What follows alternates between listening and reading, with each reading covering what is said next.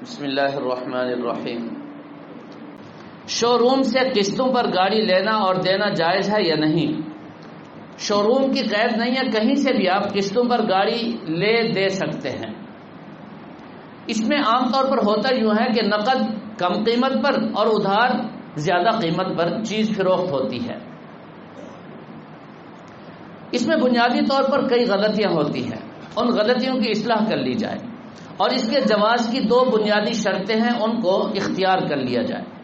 پہلی شرط یہ ہے کہ مدت طے کر لی جائے، یہ چیز میں لے رہا ہوں، اس کی قیمت میں آپ کو 6 مہینے کے بعد دوں گا، 7 مہینے کے بعد دوں گا، فلاں تاریخ کو دوں گا، مدت طے ہو جائے۔ نمبر 2، اس کی قیمت کا تعین ہو جائے۔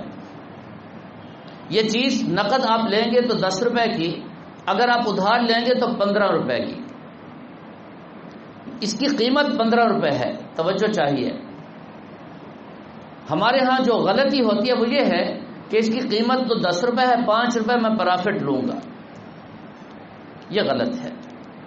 میں آپ سے پوچھتا ہوں،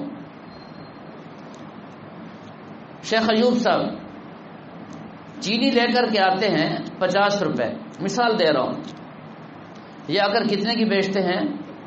55-60 ہوتا ہے نا، ایسے تجارت کہتے بھی اسی کو ہے نا، تجارت اسی کو کہتے ہیں نا، اس میں ہے کوئی اعتراض کسی کو؟ اگر 10 کی لے آئے اور بیچ رہے ہیں 60 میں، اچھا مارکیٹ میں ایک چیز ہے جو عام طور پر 55 میں مل رہی ہے، ایک دکاندار ایسا ہے وہ 60 میں بیچ رہا ہے۔ اب اس میں غبن فاحش تب ہے جب گاہک کو پتہ نہ ہو کہ یہ چیز مارکیٹ میں 55 کی مل رہی ہے، پتہ نہ ہو اس کو۔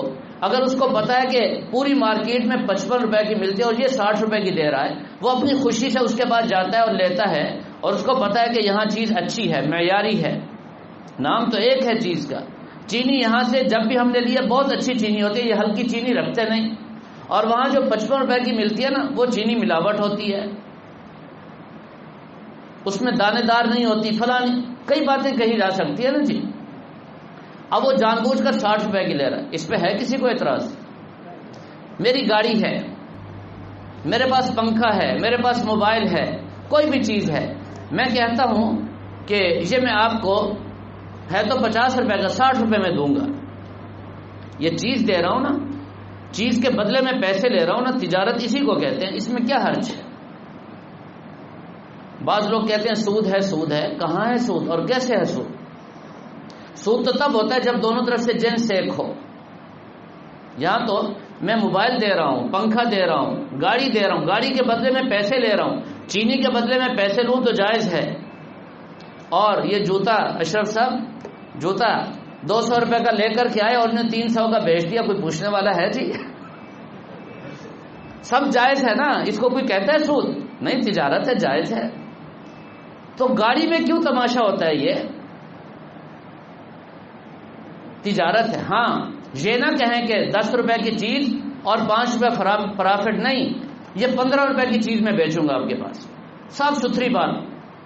گاہک کو کہیں یہ 15 روپے کی میں دوں گا آپ کو، بتاؤ کب پیسے دو گے مجھے، بتاؤ کتنے پیسے دو گے، معاملہ طے ہو جائے، 15 روپے میں دونوں راضی ہو گئے، مدت طے ہو گئی، جائز ہے۔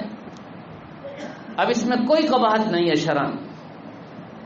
ہدایہ میں یہ مسئلہ موجود ہے، جن کو ہدایہ نہیں آتی یا جن کو ہدایت سے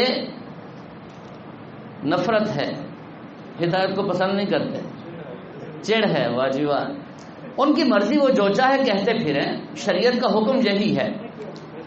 اب ذرا ایک پہلو اور سمجھ لیجئے، ایک شخص نے مدت طے کر کے گاڑی کی قیمت طے کر کے 15 روپے میں لے لی، اب اس میں یہ شرط لگانا کہ 6 مہینے میں اگر تو نے پیسے نہ دیے تو 1 روپیہ بڑھ جائے گا، 2 روپے بڑھ جائیں گے 2 مہینے کے بعد، 3 مہینے تاخیر ہوئی تو 3، یہ سود ہے، یہ جائز نہیں ہے جی۔